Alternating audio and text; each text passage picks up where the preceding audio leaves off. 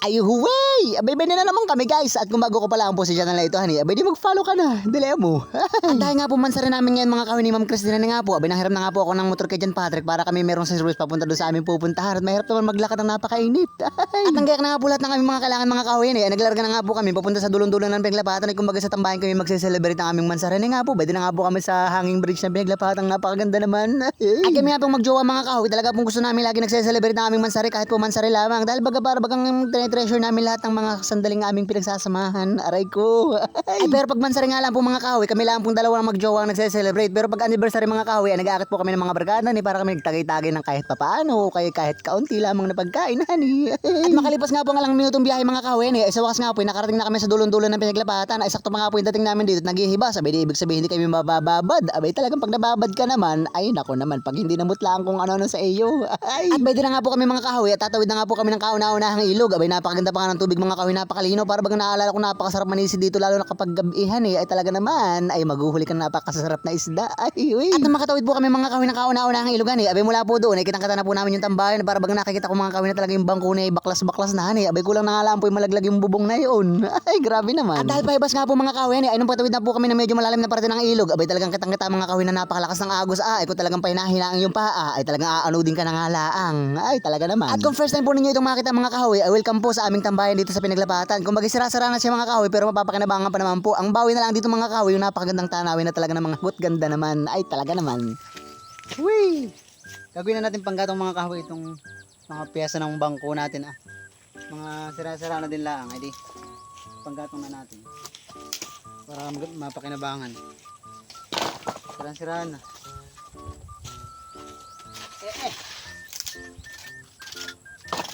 Gatong. Pero ito yung okay pa. Okay pa ito.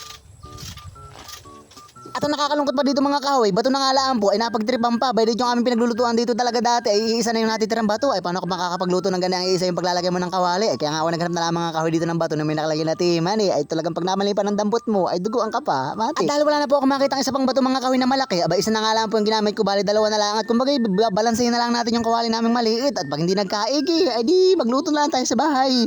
Ay wag naman. At dahil nga po ng aking pag-ibig mga kahoy, hindi pa nga po nag-aagahan eh. Aba ako dali-dali na nga po diyan naghahasin ng mga panggatong. At kumbaga magdidikit ako ng apoy para kami makapagluto na at ako bagay nakakaramdam na rin ng gutom kahit paano honey. Abay talaga naman. At gamit nga po isang palitong puspor mga kahoy ay nagdikit na nga po ako ng plastic diyan at saka ako binudburan ng himay-himay na kawayan at saka ako nilagyan mga kahoy ng dahon ng sasanatuyo para baga mas mabilis mag-apoy. Ay talaga naman. At sa wakas nga po, abay din nakapagdikit na ako ng apoy mga kahoy, talagang palakas na ng palakas siya. Abay pwede nang buhusan ng tubig iyan. Wag naman, sayang din. At nang matapos ko nga po magdikit na apoy mga kahoy, sabi ng aking pag-ibig na sa Ma'am Christina abay kumuha na daw po ako ng dahon ng saging at kumbaga pagpapatungan namin ng mga pagkain na hindi pa naluluto at pagkaluto na, adi tsaka ako tanggalin yung dahon. Parang baliktad yata. At ang pabalik na nga po ako mga kahoy, pwede nga may dala-dala na ako malaking dahon ng saging. Sobrang laki nga mga kahoy yan eh. Abay talagang pwede mo na siyang kumutin. Ay pag nilamig ka pa diyan, ay pag di ka bigyan ng baransina ay anong kunay. At dahil nga po malakas na apoy mga kahoy yan eh. Ay si Ma'am Christina po ay naghahasin na ng pagluluto na itong hotdog. Ito yung hotdog mga kahoy na may cheese eh. Para ba unang kagat mo bagay nagtutulo din yung cheese yung banguti-muti. Oh, talaga naman. Ay. Ikahop na agad yung isa. Reserve itong isa. Okay na to. At dahil nga po ready na si Ma'am Christine mga kahoy na maglutuhan eh. Abay nagsak lang nga po siya dyan ng aming mahiwagang kawalin talagang napakalakihan eh. Abay sobrang laki nga mga kahoy. Abay kasi ang aldiyan ang refrigerator.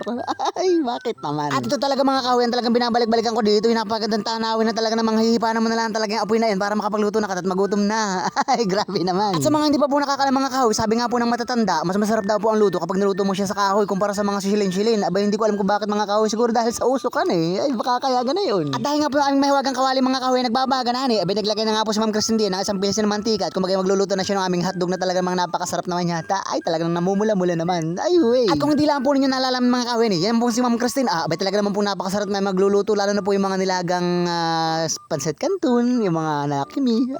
Ay joke lang. Ay pero sa totoo po mga kahoy si Ma'am Christine po talagang mahilig din po magluto yan. Sabi ko nga po din kung hindi ka marunong maglutuhan abay di hindi kita sasagutin. Ay di wala kang juwang pugi.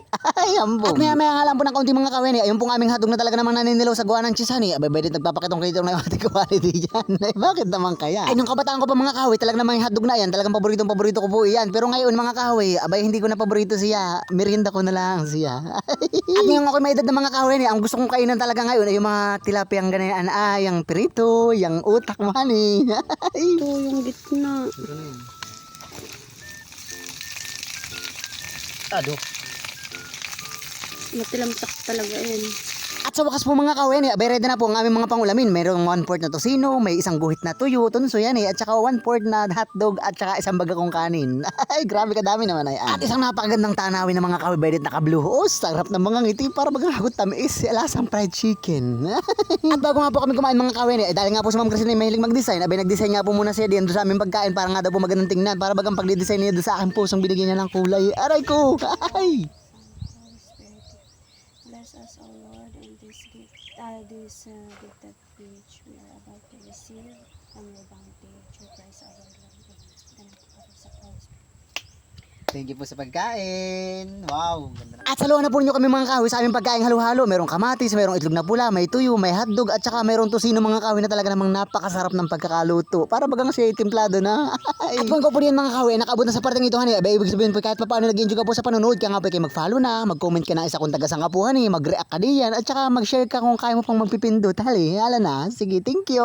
Ay. At ako po mga kahoy, ito puso po nagpapasalamat sa mga star sender po natin. Abay, talagang di ko na lang po na screenshot mga kahoy hani, pero maraming salamat po talaga namang kayo mga dabis nga ni. At dahil nga po ako nagkain sa bahay mga kahoy bago po kami nagpunta dito hani, abay hindi ko na nga po nasabayan yung aking misis na matapos itong pagkain. At kumbaga ako busog na nga po hani. At nasa tingin po niya mga kahoy, hindi rin po niya kayang ubusin hani. At kumbaga binalot uli niya doon sa aming pinaglagayan at kumbaga sabi namin, kakain na lang namin mamayang tanghalian, pero inuwi namin yan mga kahoy at kinain ng mama hani, tsaka nung aking pamangkin. Bay, di bagat napakinabangan din baga naman. At habang nagpapahindag nga po kami mga kahoy hani, abay nagkwentuhan po muna kami dito sa isang tabi. At kumbaga nagkukwentuhan kami nung mga panahon nang liligaw pa siya sa akin, nung ako hinaharana pa niya hani, nung mga panahon ganyan mga good sweet pa niya. Aray ko. Ay. At ganito po mga kahoy, napakasarap na banding po ng mga magjowang kagaya po namin o kaya ng isang buong pamilya na nga po na talaga namang hindi nyo makakalimutan. Ay talaga naman. At hanggang dito na lang po muli mga kahoy. Maraming salamat po sa inyo walang sawang support at panonood. Ay huwi!